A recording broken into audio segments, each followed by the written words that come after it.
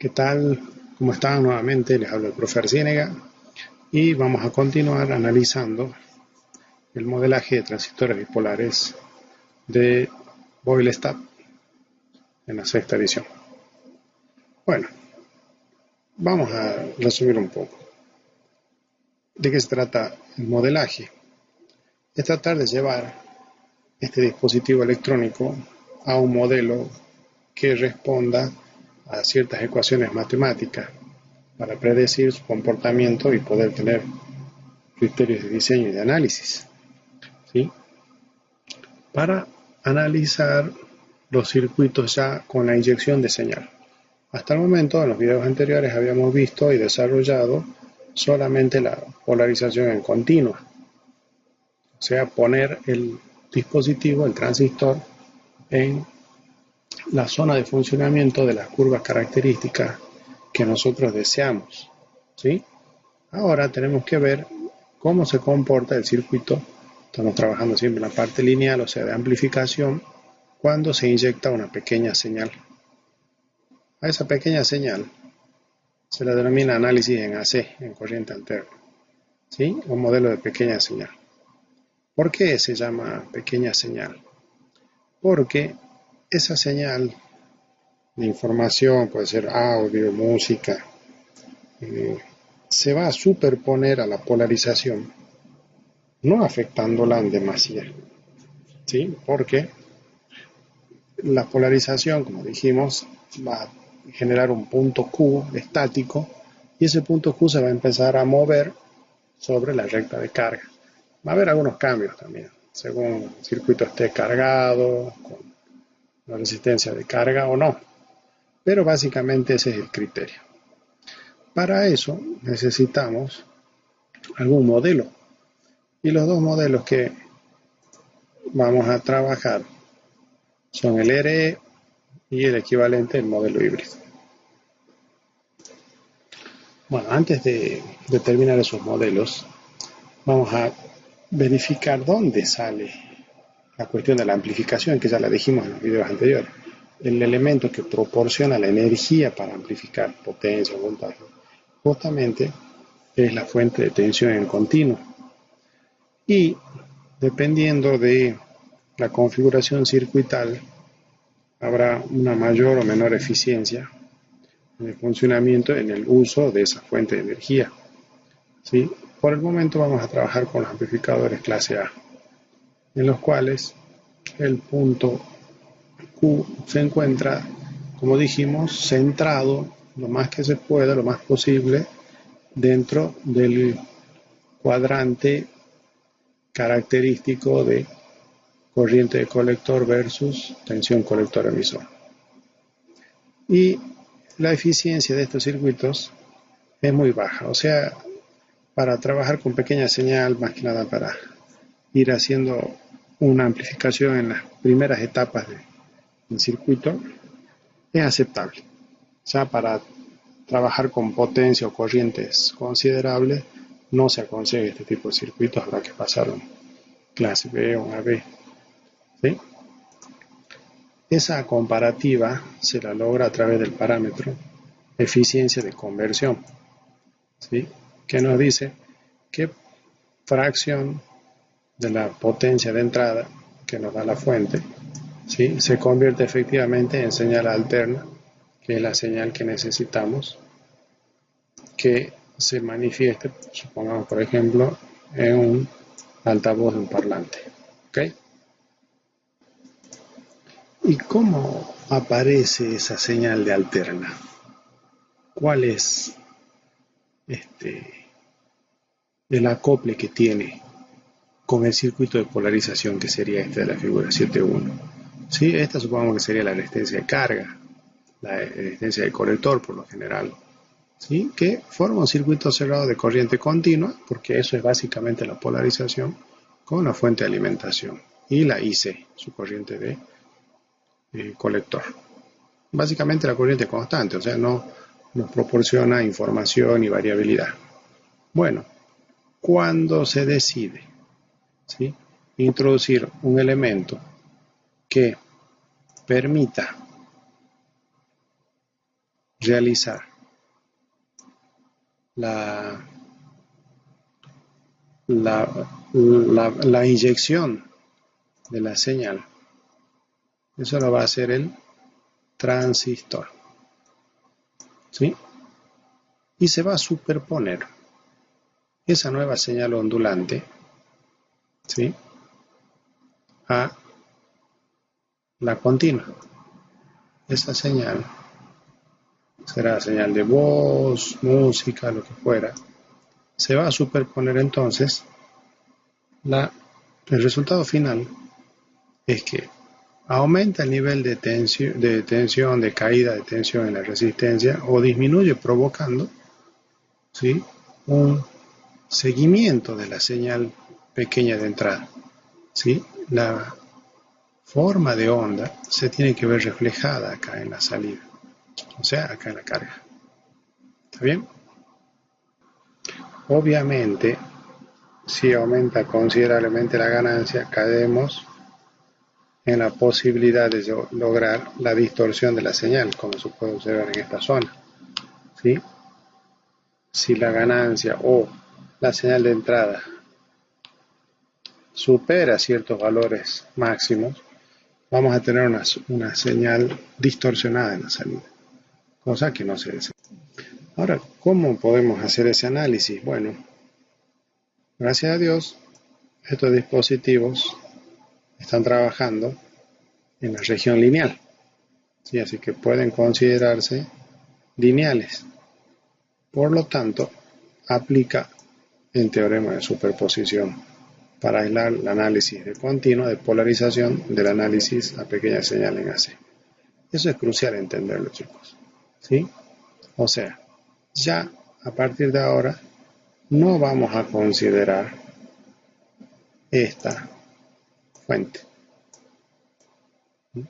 Nos vamos a ocupar exclusivamente de esta.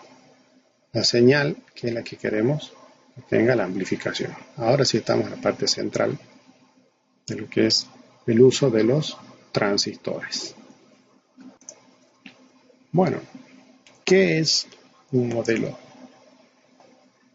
Es la combinación de elementos de circuito seleccionados de forma adecuada que mejor se aproximan al comportamiento real de un dispositivo semiconductor que está bajo condiciones específicas de operación. Entonces podemos decir que un modelo surge de un análisis del comportamiento del dispositivo bajo ciertas condiciones que se repiten, que se pueden replicar, y encontramos una causalidad que se manifiesta en las ecuaciones del modelo, ¿sí? Los dos modelos que vamos a trabajar son el RE y el HE, parámetros híbridos, ¿sí? Son los parámetros H. El RE es bastante sencillo, pero no tiene tanto detalle, ¿sí?, sofisticado como el modelo híbrido.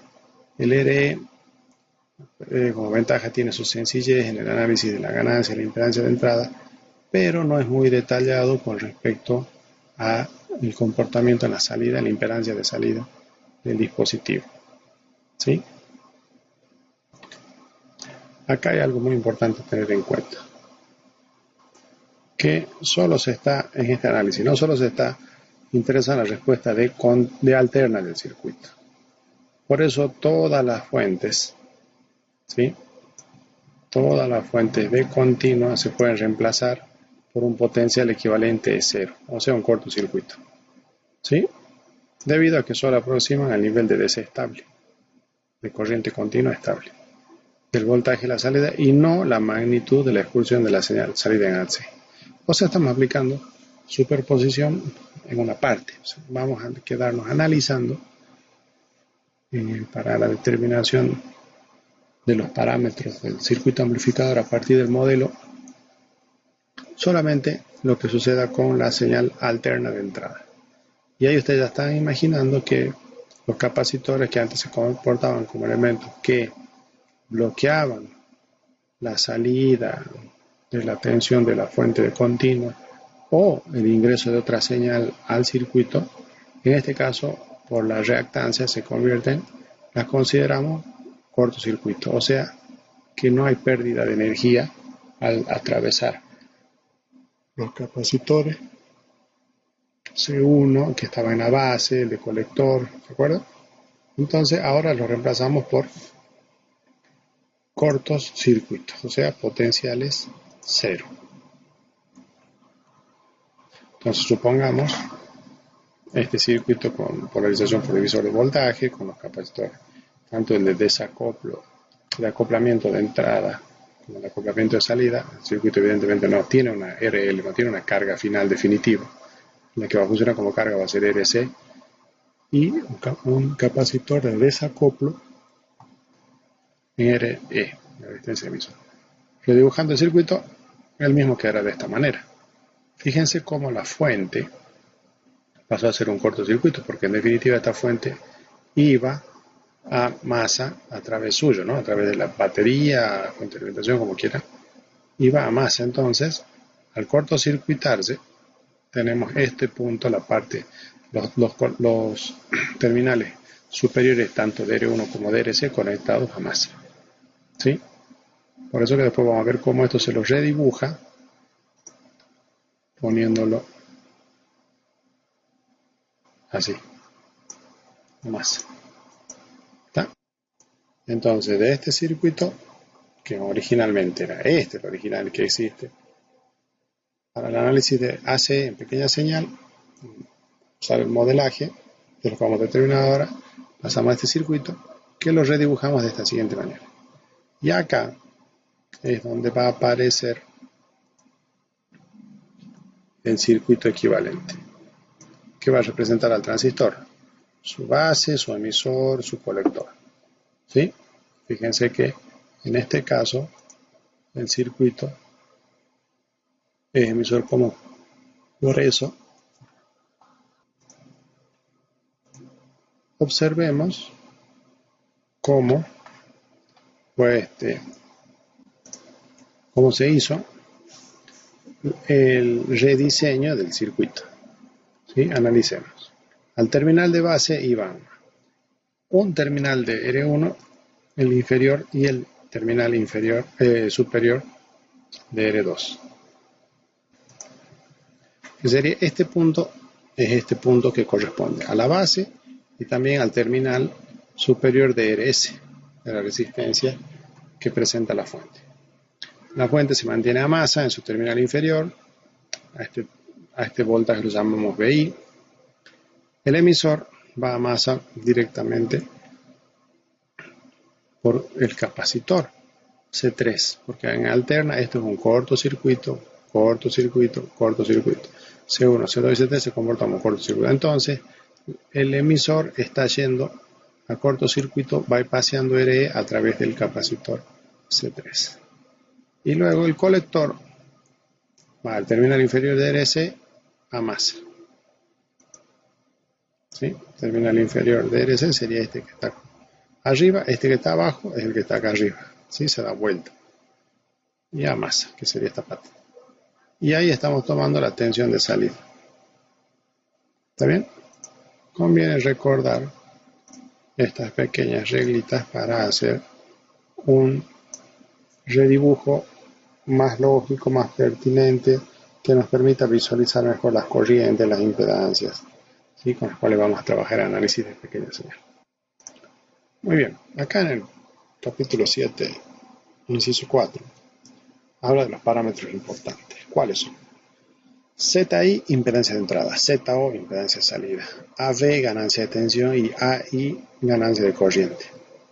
¿Qué es esto? Bueno, como nosotros estamos por modelar, acá es como si estuviera el transistor, pero lo vamos a modelar con parámetros conocidos, básicamente fuentes de corriente, fuentes de tensión, fuentes controladas de corriente, fuentes controladas de tensión y resistencias en principio, ¿sí?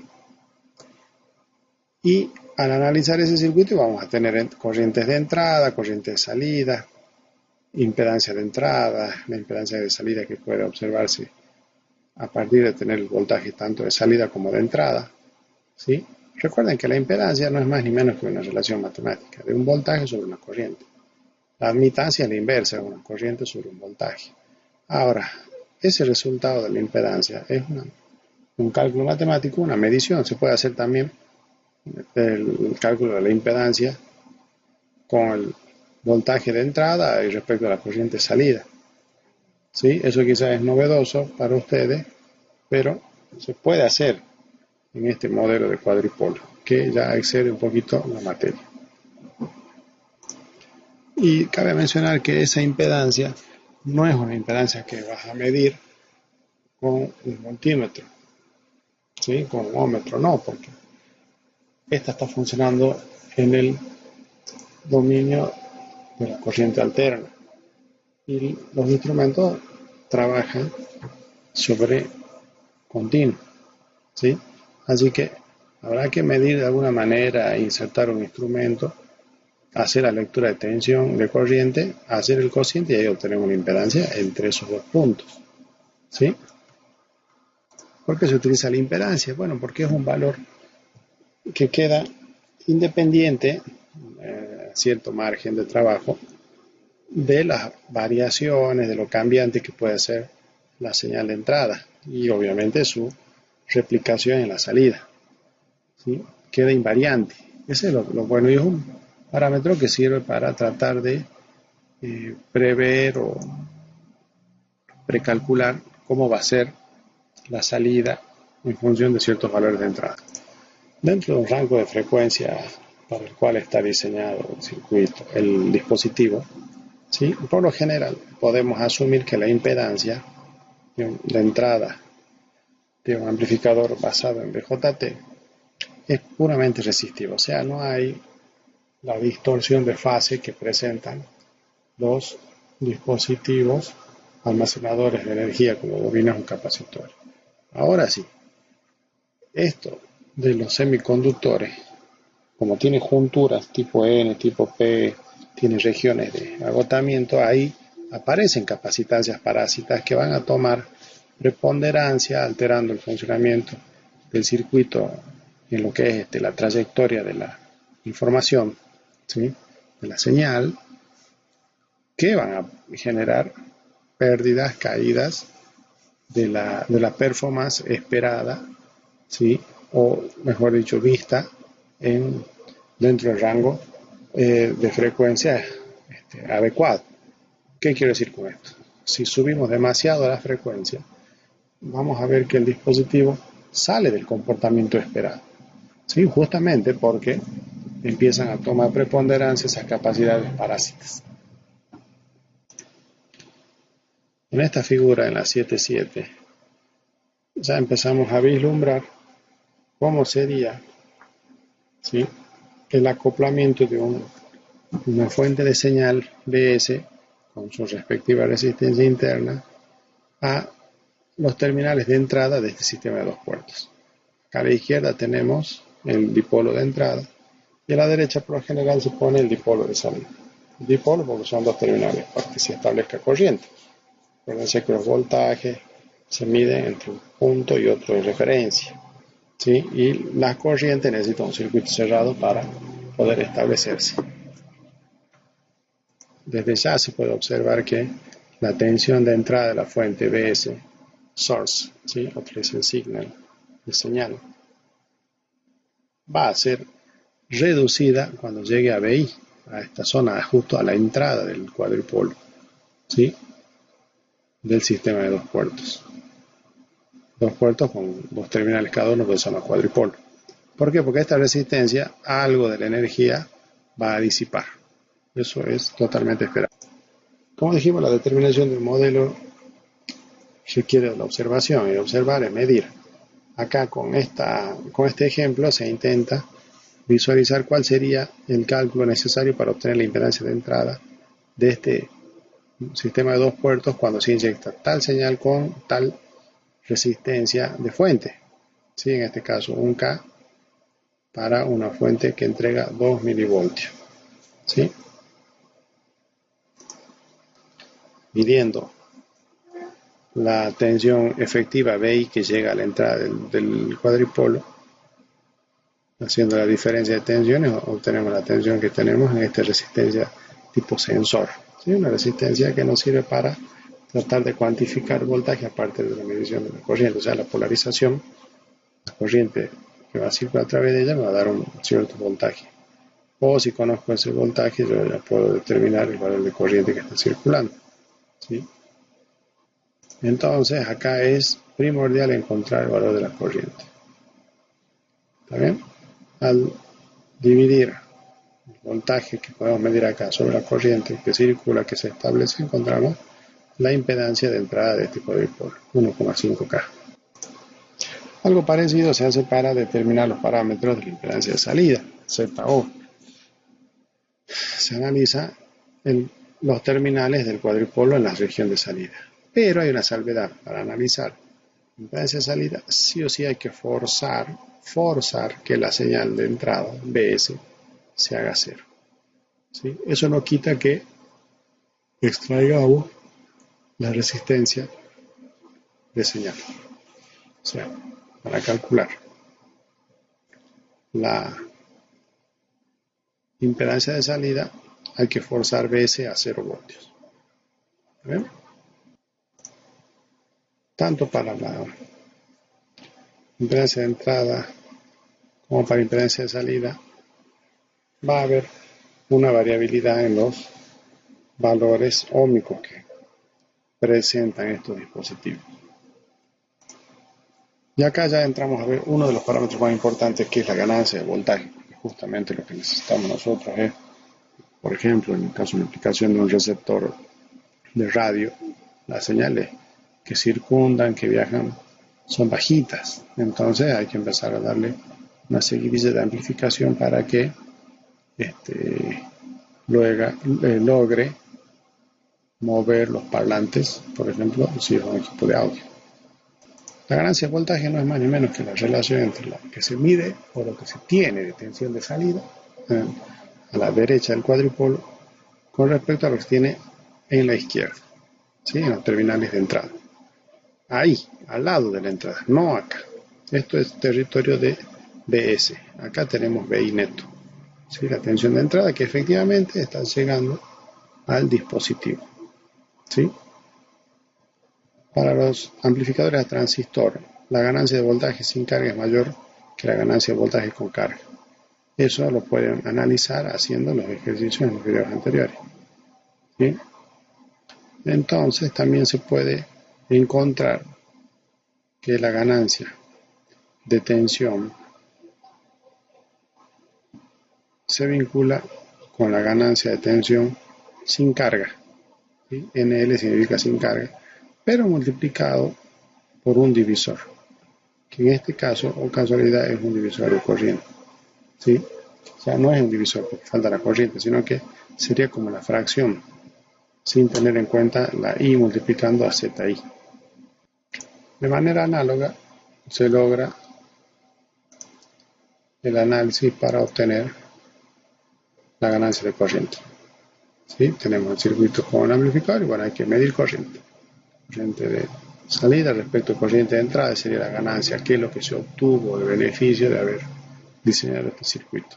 Si amplifica o atenúa. Hay una relación, ¿sí?, entre la ganancia de corriente y la ganancia de tensión, que se encuentra acá. ¿Sí? Fíjense que siempre tienen signo negativo, o sea, están en oposición de fase, y se verifica multiplicando la ganancia de tensión por la impedancia de entrada sobre la resistencia de carga, ¿sí? Nos va a pedir nos va a poder ayudar a hacer los cálculos de una ya teniendo la otra.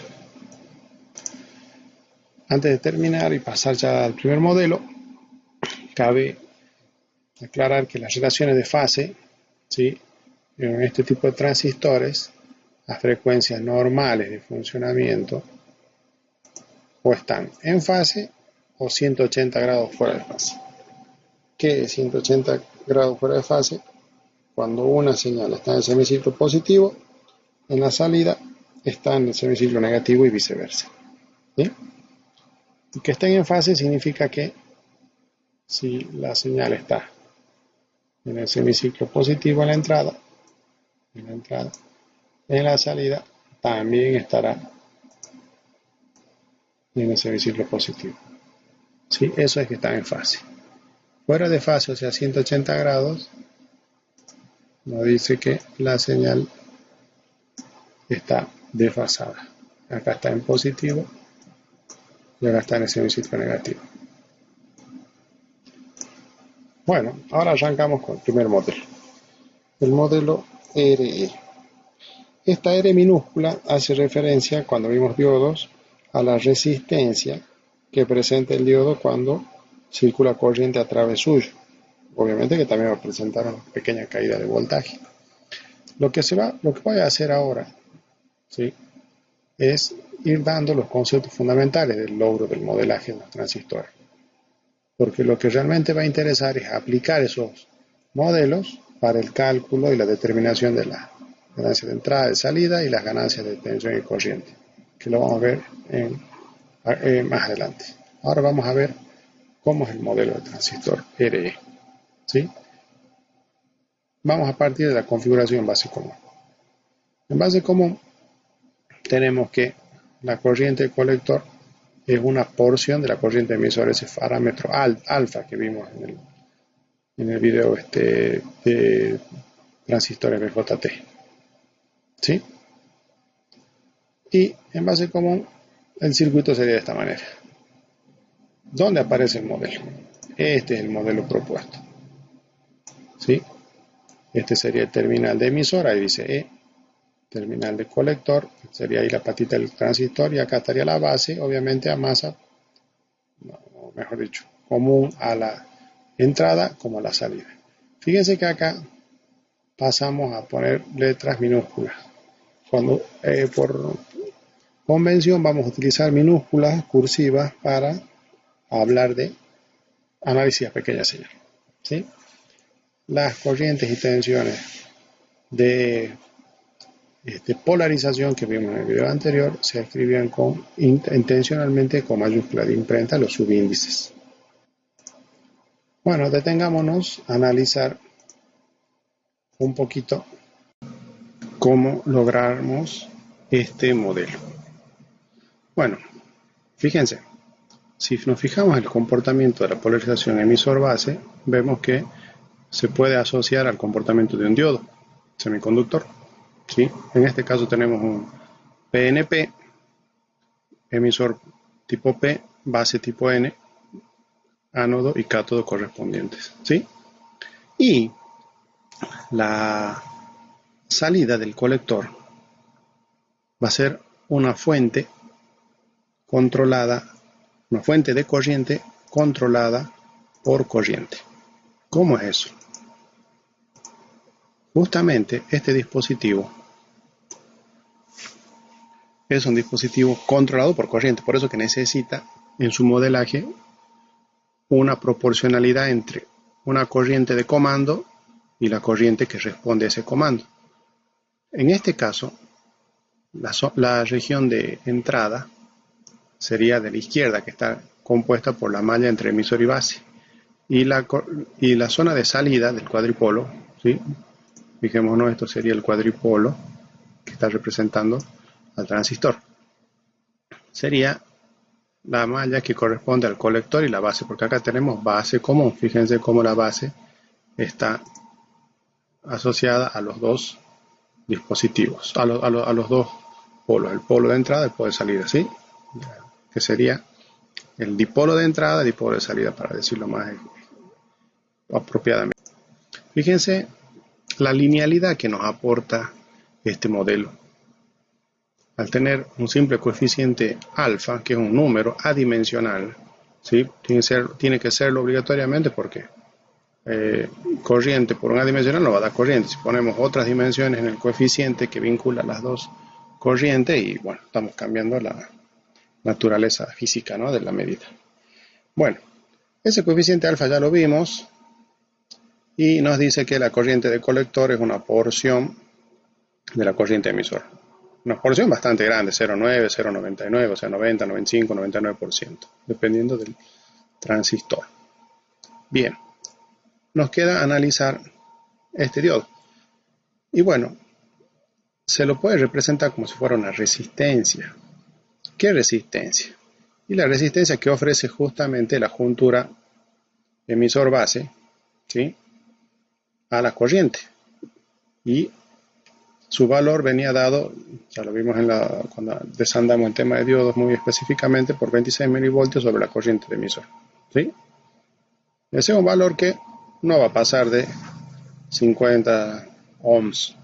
Es muy pequeño, o sea, una resistencia muy pequeña. Y ahí ya estamos observando que la impedancia de entrada de este dispositivo, con este modelo, es justamente esa resistencia RE, o sea, es muy bajita la impedancia de entrada en un base común. Por ende, también vemos que la impedancia de salida de un base común en lo que sería la zona del colector es altísima. Idealmente tiene infinito porque tenemos una fuente de corriente que es la que presenta una alta impedancia. Acuérdense, fuente de tensión presentan baja impedancia. Fuente de corriente, altísima impedancia. ¿Sí? Y acá ya lo vamos observando. Impedancia de entrada, acordándonos de los parámetros importantes, ¿no? RE y la impedancia de salida prácticamente infinito. Obviamente no va a ser infinito porque se va a modelar con una resistencia en paralelo acá, que sería efectivamente la resistencia que presenta el circuito, el modelo, perdón, sí, entre estos dos bordes. Viendo la curva característica, esos parámetros se los puede observar acá. Dependiendo del nivel de corriente de emisor, que sería la corriente de control, acuérdense, en el emisor común, estamos en base común, en el emisor común, acá va IE como parámetro, ¿sí? En cambio, en el base común, en el emisor común, acá va IB. Siempre tienen que fijarse atentamente. Fíjense acá, la tensión es colector base, y en el emisor común es colector emisor, que es la que estamos más acostumbrados. En ambos casos, la corriente de salida, la controlada, es la de colector. Recuerdan que la separación era mucho más estabilizada y bastante paralela, ¿sí?, entre las distintas curvas parametrizadas. No tiene esa pendiente, esa inclinación, ¿sí?, que ustedes observaban en el emisor común. ¿Está? Bueno, y justamente la pendiente de cada ramita, ¿sí?, de la curva característica nos está dando la conductancia, o por ende la inversa nos da la resistencia de salida, que sería la resistencia que se va a tomar como modelada acá, ¿sí? Uno lo ponen como 1 sobre RO, o sea, como una admitancia. Nosotros, para simplificar, ponemos RO. Bueno, eso corresponde a lo que sería los dos primeros parámetros, impedancia de entrada e impedancia de salida. Y acá está lo que dijimos hace rato. Para la configuración base común, la impedancia de entrada es relativamente pequeña y la impedancia de salida es muy grande.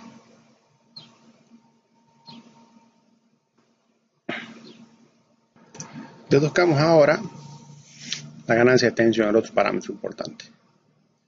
¿Sí? La tensión de salida obviamente va a ser la corriente de salida, en este caso en el colector, por la carga que estuviese conectada a RL. ¿Sí? Y escribiendo esa corriente de colector como en función de la corriente de emisor, nos queda alfa y E. ¿Está? Fíjense que hay un signo negativo porque justamente en la señalización de la corriente tenemos que la corriente va en ese sentido y tiene que anularse ese cambio de fase, porque este dispositivo no invierte, ¿sí?, la forma de onda. Por eso que al tomar la tensión de entrada escrita en función de la corriente de entrada, que en este caso es IE, tenemos que y E por la impedancia que se encuentra, y la impedancia dijimos que es RE, la resistencia equivalente en alterna la dinámica, ¿no?, del diodo. Hacemos simplemente la relación BO sobre BI y nos queda que la ganancia de tensión es RL sobre RE, o sea, aumentando la resistencia de salida de carga, perdón, vamos a aumentar la ganancia. Y ahí vemos el efecto básico que hablábamos cuando decíamos que el transistor es un acrónimo de transfer resistor, transfiere resistencia, ¿sí? La relación entre la resistencia de carga y la resistencia interna de la juntura base emisor nos da la ganancia de tensión. Obviamente eso no podemos elevar el valor de la resistencia a todo lo que queramos, porque hay una limitación de corriente, ¿sí? Bueno, y la ganancia de corriente para este dispositivo en base común es sencilla porque es justamente el parámetro alfa, ¿está?, que va a ser aproximadamente igual a menos 1. 0,9, o sea, un poquito la corriente de emisor, un poquito mayor a la corriente de colector. Para el caso de un dispositivo NPN, las corrientes se cambian y el modelo también, ¿está? Entonces, fíjense que el diodo se polariza al revés porque justamente este pasa a ser el tipo N y en el modelo de un diodo el N es el cátodo y la base tipo P. Cambian los sentidos de la flecha, los sentidos convencionales de circulación de corriente. Acá desarrollamos un ejemplo para ver los valores numéricos, ¿sí? Supongamos que la corriente que circula en el emisor es 4 mA con alfa 0,98. Calcular la impedancia de entrada, ganancia de voltaje, impedancia de salida y ganancia de corriente. Y bueno, lo único que hay que hacer es partir de este cálculo RE. Este valor es importantísimo porque es el que nos define qué impedancia de entrada va a haber y por ende ya nos está diciendo cómo va a ser el comportamiento de la ganancia de tensión, ¿sí? La ganancia de tensión, alfa IE por RL, todos datos. Y se aplica la ecuación y ya tenemos ganancia de tensión de 84.43. ¿Está bien? Esto lo sacando, haciendo la relación de tensión de salida y tensión de entrada. Y aplicando la fórmula obtenemos el mismo valor que tiene que ser. La impedancia de salida es infinita y la ganancia de tensión es el propio dato alfa, este que está acá. Continuamos viendo una configuración de emisor común, que la tenemos acá, ¿sí? Ahora el emisor es el nexo entre circuito de entrada y circuito de salida, ¿sí? El diodo lo representamos acá. Sería el diodo equivalente entre la juntura base emisor. Está la fuente de corriente, porque dijimos que en nuestro modelo esta corriente de colector va a ser dependiente de lo que suceda con la corriente de base, en este caso, ¿sí? Esa es la fuente. Fíjense que dijimos de base, porque acá la base va a ser la corriente de control. En el otro modelo, en el base común, la corriente de control era el emisor. Bueno, ¿qué reglas tenemos acá? Y la que ya habíamos visto, que se mantiene, porque de hecho el dispositivo es uno solo. La corriente de colector equivalente a beta veces la corriente base. O sea, beta es un parámetro propio que ya nos proporciona el fabricante del dispositivo, ¿sí? Bastante sencillo. Y la corriente de emisor, y obviamente si esto lo toman como un nodo, va a ser la suma de la corriente base más la corriente de colector. Factorizando IB y B nos queda beta más 1 por IB, ¿sí? Que tenemos la fórmula ahí. Ya decimos directamente que la IE es lo mismo que la beta IB, que es lo mismo que la IC. O sea, aplicamos ese criterio de simplificación. No hay que tener miedo, porque justamente en pequeña señal estamos trabajando sobre oscilaciones de la corriente de control, que la corriente va a ser muy pequeña respecto a la polarización. Prácticamente despreciamos esa movilidad del punto de operación. De hecho, a partir de esa movilidad se obtiene la excursión de la señal de salida. Bueno, acá tenemos el cálculo para la impedancia de salida, de entrada, ¿sí? Esto es solo un juego de mallas que ustedes lo tienen que ver, seguir el desarrollo matemático y van a encontrar los componentes para BI y para II, corriente de entrada y tensión de entrada, y aplicar la división y encontrar la impedancia de entrada. ¿Sí? Acá la tensión de entrada corresponde justamente con la tensión base emisor, que sería la corriente de emisor por la resistencia dinámica del modelo del diodo, que sería beta veces IB por RE. ¿Sí? Entonces, haciendo un reemplazo, lo dejamos todo en función de IB para simplificar. Acuérdense que esto tiene que ser independiente, ZI, la expresión tiene que ser independiente de las corrientes o voltajes que se sucedan, porque tiene que guardar esa proporcionalidad inherente. Ya cuando ustedes le pongan mayor corriente, y bueno, tendrá un mayor efecto de voltaje, pero al dividirse se van a anular. Y esa es la idea, que se simplifique. IB, numerador y denominador. Así es como se busca, ¿sí?, la simplificación, y queda todo en términos de los parámetros circuitales, o sea, las resistencias y el modelo del transistor. No tiene que haber una corriente variable acá, ¿sí? Porque eso ya no estaría limitando. Para esta corriente vale tanto, para esta corriente vale tanto. No. En el rango de trabajo, esos valores de impedancia de entrada, salida y ganancia de tensión se tienen que mantener estables, ¿sí? Si no, no tendría mucho sentido aplicar y estudiar estos modelos. Ahora analicemos, ¿sí?, qué es esta ecuación, cómo impacta. Nos dice que la impedancia de entrada, lo que se ve, ¿sí?, la impedancia de entrada que se ve observando hacia acá, la resistencia que ofrece esta zona base emisor, es la resistencia en dinámica del diodo multiplicada por beta. En realidad por beta más 1, ¿sí? Pero para simplificar, por beta. ¿Por qué? Porque está sucediendo lo mismo que ya dijimos en el video anterior. Si ustedes se posicionan en la base y miran hacia el emisor, todo lo que miren ahí en el emisor va a reflejarse hacia la base multiplicado por beta. Entonces esos 50 ohms máximo, en este caso, en el ejemplo de hace rato 6,5 ohms, hay que multiplicarlo por el beta. Por 160 nos da una resistencia de 1K, que es un valor típico de resistencia, impedancia de entrada de este tipo de configuración de circuito. ¿Sí? 1K, 2K, lo sumo.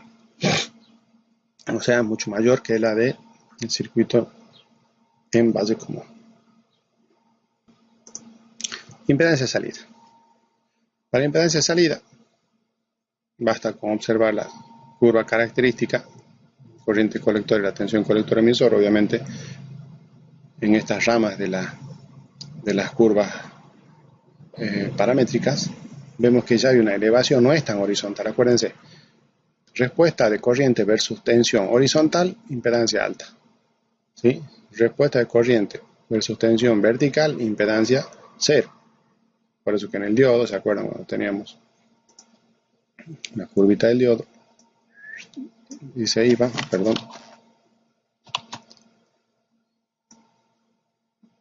bastante vertical, o sea, el diodo presenta una resistencia muy baja. Acá no es el caso, tenemos ese ángulo, ¿sí? Ustedes saben que esa inversa de tangente nos corresponde a la resistencia. Vista la pendiente de esta tangente es la conductancia. Y eso se modela, ¿sí?, en las patitas del colector y del emisor común. Entre el colector y el emisor hay obviamente una resistencia que se tiene que acoplar al modelo, ¿sí? Esa resistencia no es muy elevada como lo era en el circuito de base común. Que habrá que ver, según la carga que tengan conectada al colector, será despreciable o no. Hay que ver la relación entre. Y acá dice, emisor común, el valor típico Z está entre 40 y 50 K. Si ustedes ponen resistencia de 2K como carga en el colector, no hay problema. Pero si ponen una carga de 20K, y ya no, hay que considerarla a esa resistencia. Acá tenemos el cuadrípolo con las corrientes, las impedancias y los voltajes que nos van a permitir decidir la ganancia de voltaje. O sea, tenemos que sacar una expresión de VO sobre VI. Como dijimos, en función de los parámetros circuitales que están acompañando. Resistencia, si hubieran capacitores, en este caso no analizamos todavía, y el modelito del transistor. O sea que de alguna manera esta simple expresión que es válida, VO es IO por RL, la IO esta tiene que desaparecer de alguna manera. Y a eso tiende el análisis de circuito, ¿sí? A expresar IO de alguna manera se puede simplificar porque acá va a haber un denominador sobre VI y en el VI también tiene que haber algún elemento variable que se vaya, que se simplifique. Y eso lo observamos acá en estos dos pasos. VO la escribe como menos beta I B por RL. ¿Por qué menos? Porque acá estamos tomando como más menos de arriba hacia abajo. La corriente, en lo que estamos predefiniendo, IO va de abajo para arriba. Está entrando al cuadripolo. Entonces por eso se le pone el signo menos. ¿Sí? Y ya sabemos que la corriente del colector, porque en este caso acá estaría la patita del colector, es beta veces IB. Y la tensión de entrada es obviamente la corriente de entrada por la impedancia de entrada, que ya la conocemos. Acá está obviamente en función de los parámetros del circuito. Y la corriente de entrada I sub I es la misma que la I sub B. Se acomoda la expresión y se simplifican IB y B se van y queda beta también se va, queda RL sobre RE, que es la ganancia de tensión. La ganancia de corriente no tiene mayores problemas porque IO, la corriente colector sobre la corriente de base, están vinculadas por beta, así que la ganancia de corriente en este dispositivo es beta. Y acá ya tenemos el modelo más aceptado, ¿sí? Modelo para configuración de emisor común. Acuérdense lo que habíamos dicho de esta aéreo, que en el base común no lo poníamos porque era mucho más alta. Acá no, ya hay que considerarla, se la despreciará o no en función de lo que se conecta acá, en el colector. Acá tenemos un ejemplito para ver y hacer el cálculo de impedancia de entrada, ganancia de tensión y ganancia de corriente en función de estos datos. Acá fíjense que en el enunciado ya estamos despreciando RO, o sea, estamos suponiendo infinitos ohms, o sea, como circuito abierto. ¿Está? Entonces, lo primero que se hace, al igual que en el cálculo del ejemplo del base común, acá en el emisor común, lo primero que se hace es RE. Pensé mV sobre IE, porque lo tenemos a ese valor. Fíjense que IE está acá con mayúscula el subíndice. Esa es la corriente de polarización, o sea, de la corriente que se calculaba del punto Q, que ya vimos en el video anterior. Y después empiezan a aplicar las fórmulas y ya obtienen todo. Fíjense, la ganancia de tensión bastante alta, ¿sí? Pero porque está en circuito, está sin carga esto. Y la ganancia de corriente, lo mismo, 120 que proporciona el dispositivo.